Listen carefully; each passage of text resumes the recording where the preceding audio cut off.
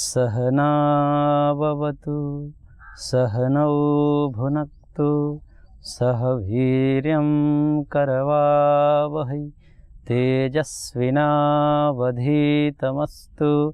मा विद्विषावहै। ओम शांति शांति शांति। ओम श्री परमात्मने नमः। न्याय दर्शन की कक्षा में आप सभी का स्वागत है।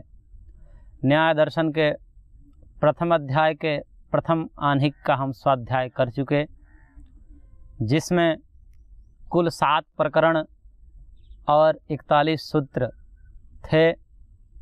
आज प्रथम अध्याय के दूसरे आह्निक का अध्ययन करेंगे, जो इस शास्त्र का सबसे छोटा आह्निक है। इस आह्निक में केवल 4 प्रकरण और 20 सूत्र हैं। कुल 20 सूत्रों में ही ये आह्निक पूरा हो जाता है और यह शास्त्र का सबसे छोटा आह्निक है। इस आह्निक को प्रारंभ करने से पूर्व की कक्षा के विषय में हम थोड़ी सी चर्चा करेंगे, क्योंकि यह पूर्व आह्निक के साथ इसका संबंध है। पूर्व आह्निक में हमने अंतिम प्रकरण जो पढ़ा था, न्याय उत्तरांग लक्षण प्रकरण, जिसमें तर्क और निर्णय के विषय में हमने पढ़ा था। उससे पूर्व हमने पंचावयव पढ़ा था और उसके बाद तर्क और निर्णय पढ़ा था। 2 सूत्रों में तर्क और निर्णय को हमने समझा था। एक ही प्रकरण था 2 सूत्रों का। अब यहाँ पर बात यह है कि पंचावयव के माध्यम से हम किसी भी संदर्भ में, विषय में सत्य का जांच करते हैं, और वह पंचावयव मात्र से हम अपने मत को सिद्ध नहीं कर पाएंगे। उसमें तर्क की भी आवश्यकता पड़ती है। बिना तर्क के हम अपने मत को सिद्ध नहीं कर पाएंगे, क्योंकि पंचावयव रखने के लिए भी तर्क की आवश्यकता पड़ती है। दूसरे के मत को खंडन के लिए भी तर्क की आवश्यकता होती है। केवल अपने मत का मंडन करना ही वहाँ पर तात्पर्य नहीं होता। हमारा मत का मंडन हो और दूसरे का मत का खंडन भी हो, तब जाकर के किसी एक पक्ष की स्थिरता होगी। जब तक से एक पक्ष स्थिर और दूसरा पक्ष हटेगा नहीं, तब तक निर्णय नहीं कहा जा सकता। जैसे कोर्ट में 2 पक्ष हों और दोनों अपने तरफ से खूब प्रमाण पेश कर रहे हैं, तो दोनों का मत खड़ा है, तब तक निर्णय नहीं होगा। उसमें से जो वकील होता है दूसरे के पक्ष को गलत ठहराता है कि नहीं, इनका बात गलत है और हमारी बात सही है, तब जाकर के उसमें से एक मत हटता है और दूसरा मत स्थिर होता है। कोई एक मत स्थिर होना, कोई एक मत हटना, यही निर्णय का स्वरूप होता है। और उस निर्णय और संशय के बीच में, अर्थात संशय से शुरुआत होती है और निर्णय तक समाप्त होती है। संशय से निर्णय के बीच में पूरा तर्क और प्रमाण के माध्यम से वहाँ पर वार्तालाप चलती है। परंतु यहाँ पर एक बात ध्यान में रखनी योग्य है कि हमारा तर्क कैसा हो। तर्क के द्वारा न्याय होता है, और वह तर्क किस प्रकार का हो, इसके संदर्भ में आचार्य वात्स्यायन ने, जो भाष्यकार हैं, प्रारंभ में ही कहा है कि यदि हम तर्क कर रहे हैं, वह तर्क किस प्रकार का हो। प्रत्यक्ष आगमाभ्याम इक्षितस्य ईक्षणम अनुवीक्षा तया प्रवर्तते इति न्यायशास्त्रम न्याय विद्या, ऐसा कहा है भाष्यकार ने। अर्थात वह हमारा न्याय प्रमाण और तर्क के आधार पर होना चाहिए, लेकिन प्रत्यक्ष और आगम के विरोध में नहीं होना चाहिए। कोई भी ऐसा हम तर्क न दे दे जो प्रत्यक्ष और आगम का विरोध करता हो। जैसे उदाहरण ले लीजिए, हम पंचावयव बना रहे हैं और पंचावयव में यह कह दिए कि मनुष्य की खोपड़ी पवित्र होती है, इसे हम पूजा पाठ में प्रयोग कर सकते हैं। कोई प्रतिज्ञा कर ले और तर्क यह दे दे, क्यों? क्योंकि अंग होने से, यह भी एक अंग है, तो अंग होने से कैसे इसको पूजा पाठ में हम प्रयोग कर सकते हैं भाई? तो उदाहरण भी दे देगा, शंख के समान। जैसे शंख भी तो किसी जीव का अंग है, ऐसे ही मनुष्य की खोपड़ी यह भी मनुष्य का अंग ही है, इसलिए यह शंख के समान भी पवित्र होने से इसको हम पूजा पाठ में प्रयोग कर सकते हैं। अब पंचावयव है, न्याय की दृष्टि से पंचावयव में कोई कमी नहीं है, परंतु यहाँ पर एक समस्या है, यह आगम के विरोध है। अर्थात किसी आप्त पुरुष ने ऐसा नहीं कहा है।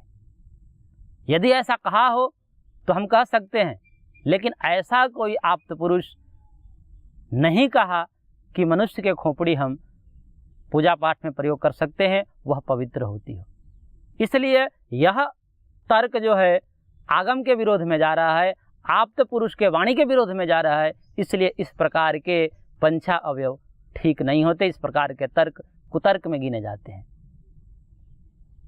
इसी प्रकार प्रत्यक्ष के विरोध में ले लें, कोई यह कह दे कि अग्नि जो है अनुष्ण होती है, अर्थात वो गर्म नहीं होती है, क्यों? तर्क दे दे द्रव्य होने से, उदाहरण भी दे सकता है घट के समान। अब यह जो पंचावयव बनाया इसने कि अग्नि अनुष्ण होती है, गर्म नहीं होती, तर्क दे दिया कि द्रव्य होने से घट के समान, यह जो पंचावयव है, यह जो तर्क है प्रत्यक्ष के विरोध में जा रहा है, क्योंकि प्रत्यक्ष से देखा जा रहा है कि अग्नि उष्ण होती है। तो हमारा तर्क कैसा हो, प्रत्यक्ष और आगम के विरोध में ना जाए, इस प्रकार से तर्क जो होता है वह अपने साध्य को सिद्ध कर सकता है, अन्यथा वह अपने साध्य को सिद्ध नहीं कर पाएगा। इस प्रकार से हमारा तर्क प्रत्यक्ष और आगम के अविरोध में होना चाहिए, प्रत्यक्ष और आगम के साथ कोई विरोध न हो, तब जाकर के वह तर्क होता है, अन्यथा वह कुतर्क में गिना जाता है। इसलिए यह थोड़ी सी बात समझ लेनी आवश्यक थी।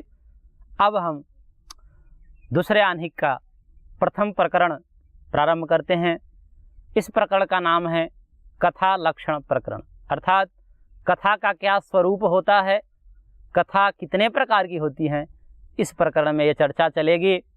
प्रथम सूत्र महर्षि ने दिया, प्रमाण तर्क साधनोपालंभ सिद्धांता विरुद्ध पंचावयोपपन्न पक्ष प्रतिपक्ष परिग्रहो वाद। अर्थात पहली प्रकार की कथा जो होती है उसके संदर्भ में महर्षि ने बताया, प्रमाण तर्क साधनोपालंभ, प्रमाण और तर्क के द्वारा अपने पक्ष को सिद्ध करना, और प्रमाण और तर्क के द्वारा दूसरे पक्ष को खंडन करना। उपालंभ अर्थात खंडन करना, प्रतिषेध करना। साधन मतलब अपने मत को सिद्ध करने में साधन बनाना। प्रमाण और तर्क इसमें मुख्य होता है, और सिद्धांता विरुद्ध, सिद्धांत के अविरुद्ध होना चाहिए, अर्थात सिद्धांत के विरुद्ध नहीं होना चाहिए। जो हमने सिद्धांत वहाँ पर रखा है पक्ष के रूप में, वह पक्ष उसके अनुकूल ही हमारा तर्क होना चाहिए, उससे विरोध में नहीं जाना चाहिए। यदि उससे विरोध में तर्क जा रहा है तो हमारा मत खंडित हो जाएगा, जो हम सिद्ध करना चाहते हैं वो सिद्ध नहीं हो पाएगा। इसलिए यह ध्यान देने योग्य बात वहाँ पर होती है, जब कथा चलती है वह हमारा तर्क अपने सिद्धांत के विरुद्ध नहीं होना चाहिए। दूसरा विशेषण दिया पंचावयोपपन्न, अर्थात जो 5 अवयव जो महावाक्य हमने देखे थे पूर्व कक्षा में, उस 5 अवयवों से युक्त होना चाहिए हमारा सिद्धांत, हमारा तर्क। बिना 5 अवयवों के वह कथा नहीं बन सकती। और इस प्रकार से प्रमाण तर्क साधनोपालंभ सिद्धांता विरुद्ध पंचावयोपपन्न पक्ष प्रतिपक्ष परिग्रहो, अर्थात पक्ष और प्रतिपक्ष, प्रतिपक्ष अर्थात विपक्ष, दोनों को स्वीकार करते हुए जो वार्ताएं चलती हैं उस वार्ता को वाद कहते हैं, अर्थात संवाद भी इसी को कहते हैं। वस्तुतः प्राचीन काल में कथा का स्वरूप 2 पक्षों में होता था, जिसमें पक्ष और प्रतिपक्ष अर्थात पक्ष और विपक्ष 2 मिल करके उस वार्ता को प्रारंभ करते थे, और वह वार्ता एक निर्णय पर पहुंचता था। वह किसी एक विषय में होता था, और एक विषय में 2 संदर्भ आ जाते थे, जैसे आत्मा है या नहीं है, आत्मा नित्य है या अनित्य है। इस प्रकार एक ही आत्मा के विषय में 2 मत सामने आ जाए तब वो दोनों मत आपस में इकट्ठे होते हैं और अपने अपने मत को रखते हुए पंचावयव के माध्यम से प्रमाण और तर्क के द्वारा अपने मत को सिद्ध करते हैं और दूसरे को मत को खंडित करते हैं कि यह आपका मत ठीक नहीं है, हमारा मत सही है। इस प्रकार दोनों पक्ष मिल करके एक निर्णय पर पहुंचते थे और वह निर्णय सर्वमान्य समझा जाता था और यही कथा का स्वरूप था। परंतु आज कथा जो है वो प्रवचन या सत्संग के रूप में रूढ़ कर दिया गया है। प्राचीन रूप में यदि कथा का स्वरूप देखना है तो यह न्याय दर्शन बताता है कि पक्ष और प्रतिपक्ष दोनों खड़े होते थे, आमने सामने अपने अपने मत को रखते थे, पंचावयव पूर्वक और सिद्धांत के विरुद्ध तर्क और प्रमाण प्रस्तुत किया जाता था।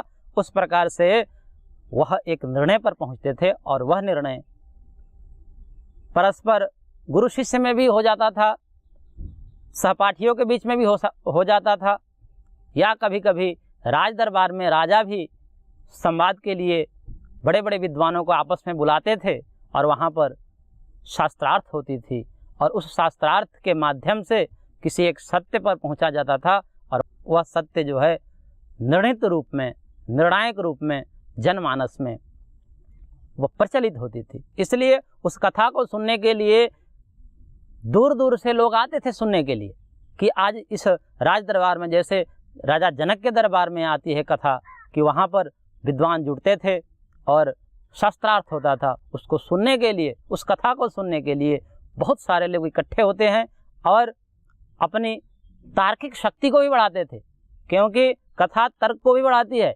कथा हमारे मेधा को विशद करती है, तार्किक करती है, सूक्ष्म करती है और सूक्ष्म करके फिर हमें अध्यात्म मार्ग की ओर अग्रसर करती है, संशय रहित कर देती है। किसी प्रकार का संशय नहीं रह जाता और संशय न रहने के कारण हम अपने साध्य को सिद्ध करने में, हम अपने लक्ष्य को प्राप्त करने में सहज हो जाते थे, वह हमारा लक्ष्य सुगम हो जाता था। इस प्रकार से यह वाद नामक कथा समस्त कथाओं में सर्वोत्कृष्ट मानी जाती है। इस कथा में कोई राग द्वेष नहीं होता, अपितु एक निर्णय पर पहुंचने के लिए दोनों दल मिल करके, मैत्री भाव से मिल करके वहाँ पर एक निर्णय पर पहुँचते थे। और यह वाद शब्द अपने आप में गौरव वाला शब्द है, परंतु आजकल के भाषा में वाद को हम विवाद अर्थ में लेते हैं। ऐसा नहीं है। वाद मतलब वाद यहाँ पर अच्छे अर्थ में आया है, परंतु कभी कभी क्या होता है, कालक्रम से शब्दों की भी दुर्भाग्य कही जा सकती है, शब्दों का भी दुर्भाग्य हो जाता है कि वह कालांतर में निंदित अर्थों में लिया जाने लगता है। वैसे ही यह शब्द वाद नामक शब्द है, यह भी शब्द अच्छे अर्थों में था पहले, लेकिन आजकल इसे दूसरे अर्थ में लेते हैं। आजकल के अर्थ में हम इसको समझे तो संवाद कह सकते हैं। संवाद, सम्यकवाद, संवादवाद सम्यक ही शास्त्र की दृष्टि से होता है, लेकिन कालक्रम से वह शब्द का दुर्भाग्यवशात गलत अर्थ में प्रयोग हो जाता है, इसलिए उस वाद को हम संवाद कह करके फिर समझाते हैं, आधुनिक और प्राचीन काल के साथ सामंजस्य बनाते हैं। इसलिए जैसे सांप्रदायिक एक शब्द है कि यह व्यक्ति सांप्रदायिक है। सांप्रदायिक शब्द अपने आप में गौरव वाला शब्द है। तुल्यम च सांप्रदायिकम, यह शब्द आया है मीमांसा दर्शन में। वह एक अविच्छिन्न परंपरा, गुरु शिष्य की परंपरा, जहाँ से मूल से कोई आचार्य हुए हैं और वह विद्या आचार्य अपने शिष्यों के दिए, शिष्य अपने शिष्यों के दिए, इस प्रकार से वह विद्या अबाधित गति से पहुँचती है, उसको संप्रदाय कहते हैं। और उससे जो भी लोग जुड़े होते हैं उसे सांप्रदायिक कहते हैं। लेकिन अब यह शब्द आजकल के भाषा में अत्यंत निंदित अर्थ में ले जाता है कि यह व्यक्ति सांप्रदायिक है, परंतु शास्त्र दृष्टया यह शब्द अपने आप में गौरव वाला है।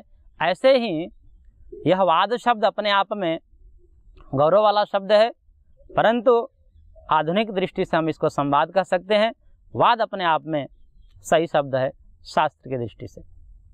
दूसरी कथा के स्वरूप को समझाते हुए महर्षि सूत्रकार कह रहे हैं, सूत्र दे रहे हैं, यथोक्तोपपन्नः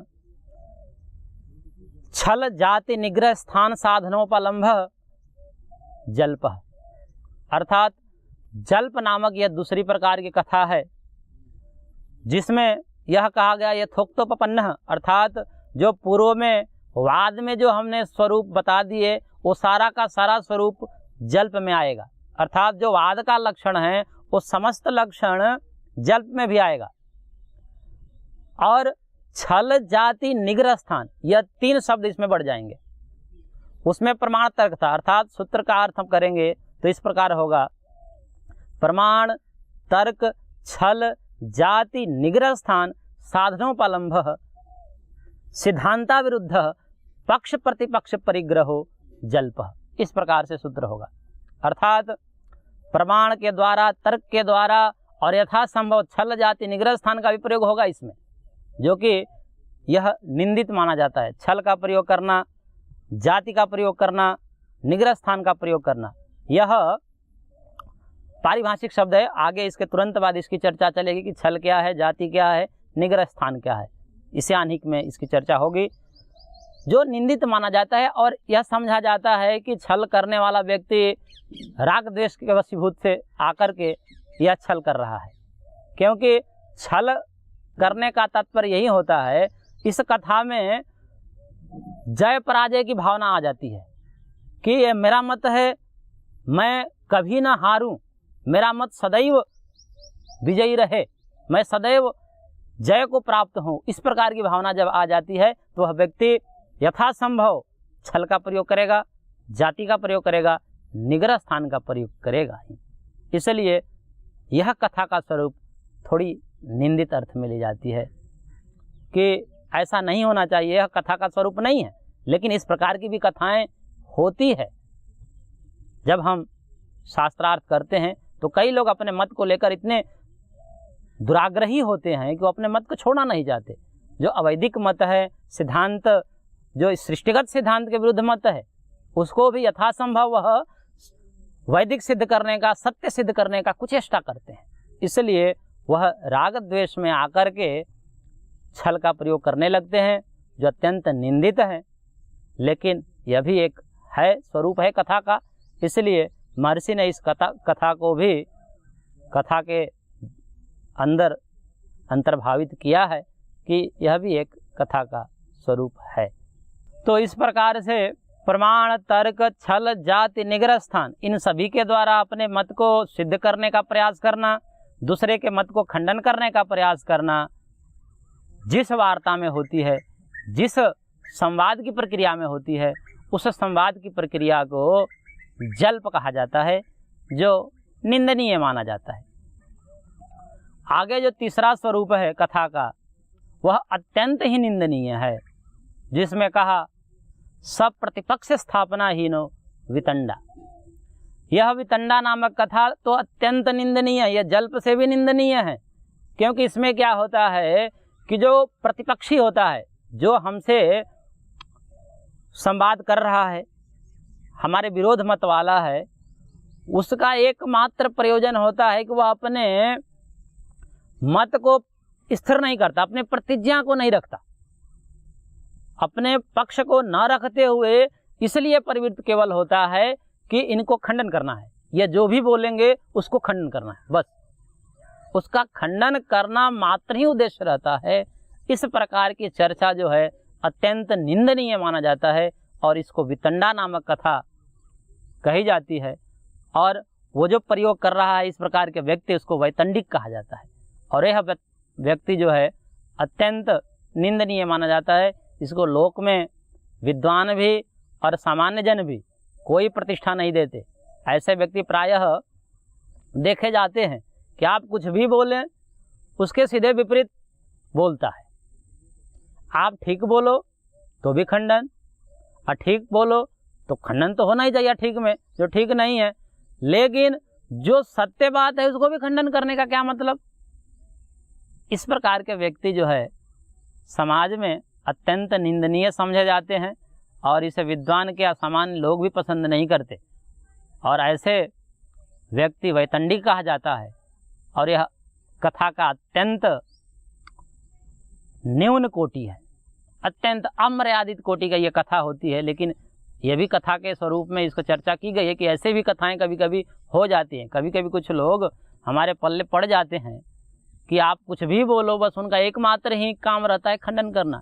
जब आप उनसे पूछते हो कि भाई इस विषय में आपका क्या मत है, आप अपना मत रखो, हम शास्त्रार्थ कर लेते हैं इस विषय में, तो कहते हैं नहीं हमारा कोई मतलब नहीं, आप कह रहे थे इसलिए मैं आपकी बातों का खंडन कर रहा था, ये बात सही नहीं है। तो सही नहीं है तो सही क्या है ये भी मत रखो सामने। और पंचावयव पूर्वक जो शास्त्र की मर्यादा है, जो न्यायिक प्रक्रिया है, उस प्रक्रिया के द्वारा करो, संवाद करो, उसके बाद हम निर्णय पर पहुँचेंगे। लेकिन वो इस प्रकार की चर्चा नहीं करेगा, उसका तो एकमात्र प्रयोजन रहता है कि खंडन करना है, यह कुछ भी बोलें बस खंडन करना है। तो यह अत्यंत अभद्र कोटि का समझा जाता है और ऐसे व्यक्ति को अत्यंत निंदा की दृष्टि से देखा जाता है और देखा भी जाना चाहिए। इसलिए यह कथा का 3 स्वरूप, 3 प्रकार की कथा का वर्णन महर्षि ने किया, जिसमें वाद नामक कथा जो है सर्वोत्कृष्ट है, वह अत्यंत मर्यादित है। उससे न्यून थोड़ी जल्प है, जिसमें राग द्वेष आ जाता है, जय पराजय की भावना जुड़ जाती है, लेकिन उसमें भी निर्णय होता है। किंतु राग द्वेष मूलक तो अत्यंत सजग रहने के कारण, यदि हम अत्यंत सजग रहते हैं तब तो वाद में कथाएं चलती है, लेकिन कभी कभी थोड़ी सी सजगता उसमें हटती है, कब वही वाद जल्प में परिवर्तित हो जाता है कहा नहीं जा सकता। इसलिए अत्यंत सावधान रहने की आवश्यकता पड़ती है कि हम कथा क्यों कर रहे हैं, कथा का प्रयोजन क्या है। कथा का एकमात्र उद्देश्य होता है कि किसी संशयित विषय में, कोई संदिग्ध विषय हैं, उस विषय को एक निर्णय पर पहुंचाने के लिए कथा का प्रारंभ होता है, न कि उसमें जय पराजय की भावना होती है, न कोई राग होता है, न द्वेष होता है। इस प्रकार से एक सत्य पर पहुंचने के लिए शास्त्रार्थ की परंपरा होनी चाहिए और ये हमारी वैदिक परंपरा रही है।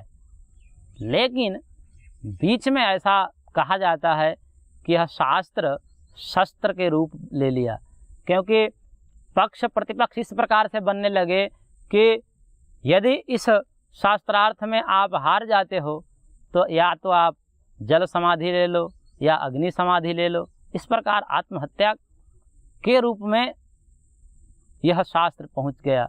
तब इस शास्त्र को थोड़ा कम दर्जा दिया जाने लगा, इस शास्त्रार्थ की प्रक्रिया को। इस प्रकार से कुछ परंपराएं वहाँ से न्यून हुई, लेकिन यह परंपरा वैदिक परंपरा है, यह होनी चाहिए। बिना राग द्वेष की एक संवाद की प्रक्रिया होनी चाहिए। यही कथा का स्वरूप है। कथा का मतलब केवल उपदेश, सत्संग, प्रवचन नहीं होता। कथा का स्वरूप पक्ष प्रतिपक्ष के रूप में होता है। इस प्रकार से महर्षि ने कथा के वास्तविक स्वरूप को समझाते हुए यहाँ पर हमको अवगत कराया और आगे इस कथा से संबंधित कथा किस प्रकार होनी चाहिए, कथा में क्या क्या त्रुटियां हो सकती है, किस प्रकार की यदि कथा हम करने लगे तो वह हमें पतन की तरफ ले जाता है, ये समस्त बातें आगे चलेगी। उसको आगे की कक्षा में हम देखेंगे। ओम पूर्णमदः पूर्णमिदं पूर्णात् पूर्णमुदच्यते पूर्णस्य पूर्णमादाय पूर्णमेवावशिष्यते। ओम शांतिः शांतिः शांतिः।